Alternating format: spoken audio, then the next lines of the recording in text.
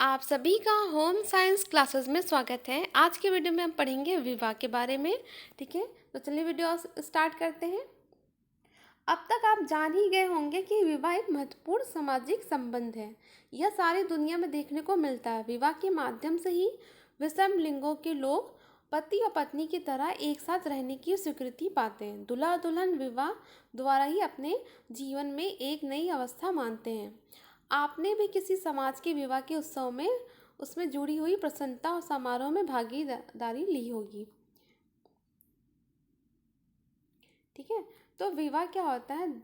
आ, जो समलिंग है, विषम लिंग, ठीक है, वो दोनों मिलके शादी करें। एक लड़का लड़की मिलके शादी करते हैं और ये समाज का एक संस्था है। ठीक है, विवाह जिसमें सभी भाग लेते हैं, अच्छे से मिलजुल कर इसको बहुत ही रीति रिवाजों से मनाते हैं।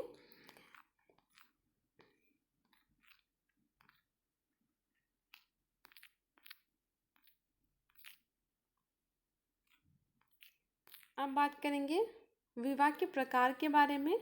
तो विवाह को हम इसके समझने के लिए हम इनको दो भागों में इसको बांटेंगे। पति पत्नी की संख्या के आधार पर और जीवन साथी प्राप्त करने के तरीके के आधार पर, इन दो आधारों पर हम बात करेंगे विवाह के बारे में। पति पत्नी की संख्या के आधार पर विवाह के प्रकार कितने होते हैं? दो होते हैं। एक है एक विवाह, ठीक है, दूसरा बहुविवाह। बहुविवाह दो प्रकार के होते हैं, एक विवाह और बहुविवाह। इसको पति पत्नी के संख्या के आधार पर ये दो होते हैं। एक विवाह में क्या होता है? जिसमें एक आदमी या औरत, एक विवाह एक औरत या आदमी के साथ निश्चित समय में होता। कोई भी पुरुष या स्त्री एक विवाह किसी जीवन साथी की मृत्यु या विवाह विच्छेद के कारण करते हैं। जैसे कि एक तो पहला विवाह हुआ है, ठीक है, अगर उसका किसी कारण वो मर गया हो या मर गई हो तो उसके बाद दूसरी शादी करना, वो, ठीक है, वो इसके अंतर्गत आता है।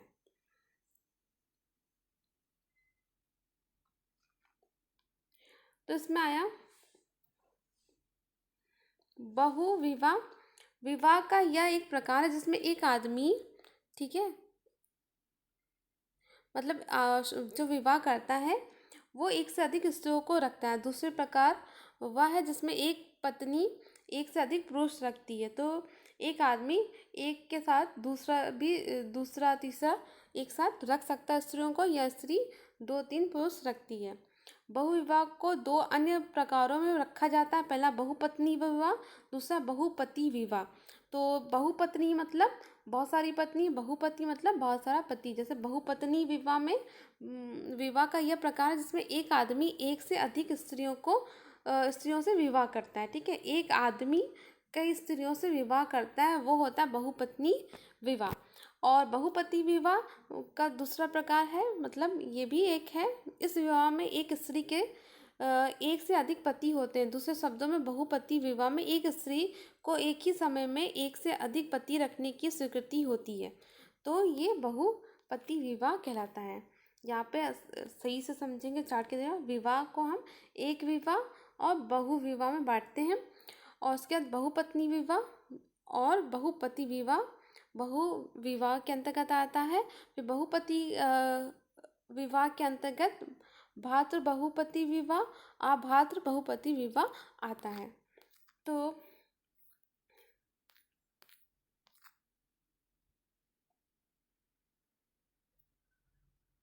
पति पत्नी वर्णन के नियम इसके क्या है? प्रत्येक समाज में वैवाहिक साहचर्य के निषेधात्मक नियम होते हैं जो लैंगिक संबंधों पर नियंत्रण रखते हैं। ऐसा नहीं होता कि समाज में सदस्य किसी के साथ विवाह करना चाहता है कर ले। उन्हें जीवन साथी के वर्णन में समाज के निषेधात्मक निर्धारित नियमों का पालन करना पड़ता है। तो बहुत सारे समाज के ऐसे नियम होते हैं कि आप किसी से भी शादी नहीं कर सकते। अगर आपको किसी से शादी करनी है तो समाज के नियम कानून के अनुसार ही चलना चाहिए। उसमें भी उनका जात पात धर्म गोत्र सब आता है, उसके अनुसार ही समाज स्वीकृति देता, अन्यथा नहीं। बहिर्विवाह के नियम। बहिर्विवाह वह परंपरा है जिसमें एक आदमी से यह अपेक्षा की जाती है कि वह एक निश्चित समूह के बाहर विवाह नहीं करेगा। दूसरे शब्दों में वह अपने परिवार, गोत्र, गांव या किसी समूह जिसका उससे संबंध है से विवाह नहीं करेगा। मतलब कि वो अपने गोत्र, ठीक है, या अपने परिवार में या गांव के किसी ऐसे समूह जिसका उसके गोत्र से संबंध है, तो वो वहाँ पे विवाह नहीं कर सकता। ये समाज के खिलाफ है अगर वो विवाह करता है तो। फिर आता है अंतर्विवाह। अंतर्विवाह एक ऐसा रीति रिवाज है जिसके अनुसार व्यक्ति को अपने ही सामाजिक समूह या जाति में विवाह करना पड़ता है, या अपना समूह अपनी ही जनजाति या जाति अथवा धार्मिक समूह में होता है, परंतु अपना ही गोत्र नहीं होता। अपवाद के रूप में कभी कभी गोत्र अंतर्विवाह होता है।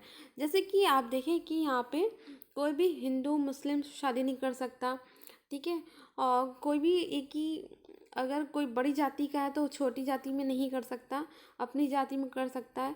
और बहुत सारे ऐसे कोई ईसाई सिख में नहीं कर सकता, अपने धर्म से अलग धर्म में नहीं कर सकता, अपने गोत्र में जैसे कि मुस्लिम में है सिया सुन्नी होते हैं अलग अलग, ठीक है। ये सारे अंतर्विवाह हैं। सिया सुन्नी में नहीं करते, सुन्नी सिया में नहीं करते, और हिंदू मुस्लिम में नहीं करते, मुस्लिम हिंदू में नहीं करते, और जैसे पंडित हैं वो नीची कास्ट में नहीं करते। तो ये सारे अंतर्विवाह के अंतर्गत आते हैं।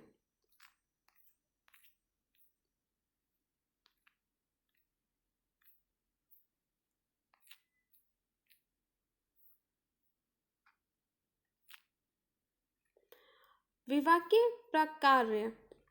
तो समाज में विवाह निम्नलिखित बुनियादी प्रकारों को पूरा करती है। तो कौन कौन से हैं?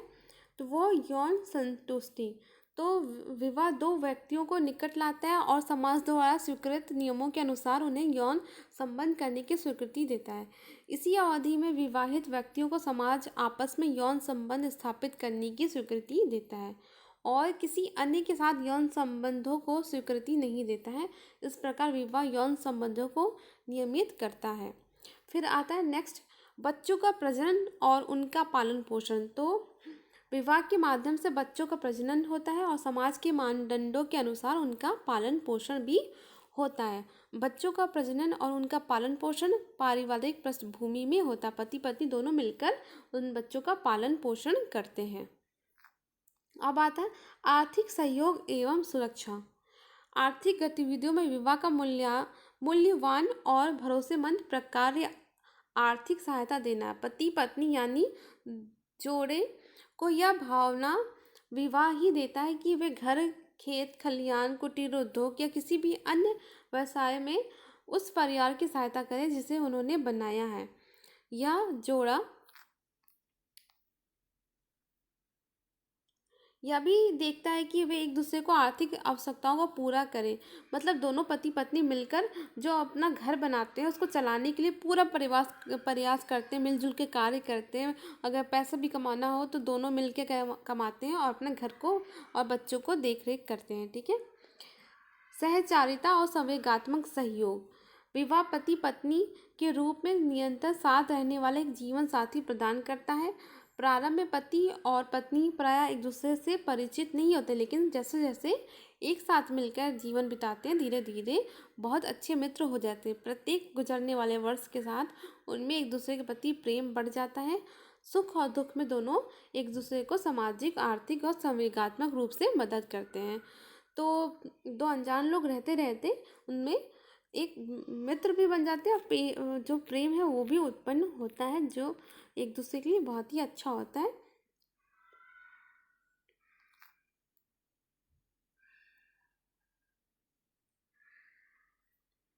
हिंदू विवाह की बात करें तो हिंदू समाज में विवाह एक महत्वपूर्ण संस्कार है या एक धार्मिक कर्तव्य है। संस्कार एक ऐसा कर्मकांड है जो व्यक्ति को शुद्ध करता है। प्रत्येक हिंदू को विवाह करके एक कर्तव्य यानी धर्म पूरा करना पड़ता है। तो हिंदू धर्म में विवाह एक धर्म कहलाता है। इस धर्म के माध्यम से वह ब्रह्मचर्य आश्रम की अवस्था से विदाई लेकर जीवन की दूसरी अवस्था यानी गृहस्थ आश्रम में प्रवेश करता है।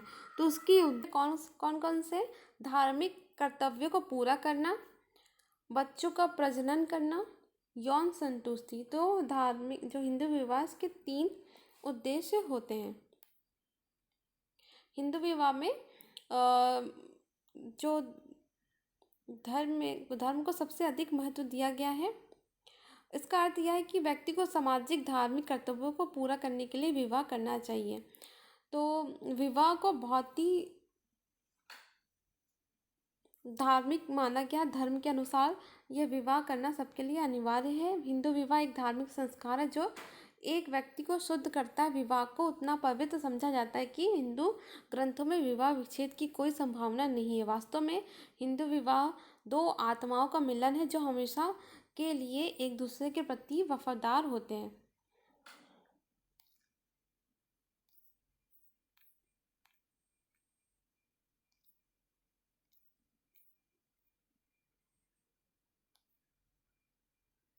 अब बात करें मुस्लिम विवाह के स्वरूप, तो मुस्लिम विवाह के 4 स्वरूप है: निकाह या सही निकाह, फासिद, मुता और बातिल। ये इसके 4 स्वरूप होते हैं मुस्लिम विवाह के। यहाँ पे कुछ इम्पोर्टेंट पॉइंट हैं। विशेष विवाह अधिनियम 1954 के अंतर जातीय और अंतर धार्मिक विवाह को मान्यता प्रदान की गई थी 1954 में, कि अंतर धार्मिक विवाह भी हो सकता है। हिंदू विधवा पुनर्विवाह अधिनियम 1856 में विधवाओं को पुनर्विवाह की स्वीकृति दी गई थी। दहेज निषेध अधिनियम 1961 ने दहेज लेने व देने पर पाबंदी लगाई थी। हिंदू विवाह अधिनियम 1955 ने विवाह की न्यूनतम उम्र निश्चित कर दी है। लड़के के लिए 21 वर्ष और लड़की के लिए 18 वर्ष है। ठीक है, ये सारे इम्पोर्टेंट पॉइंट हैं। तो आज का टॉपिक यहीं पे समाप्त होता है। अगर वीडियो पसंद आया हो तो प्लीज़ वीडियो को लाइक करें, शेयर करें और चैनल को सब्सक्राइब करें।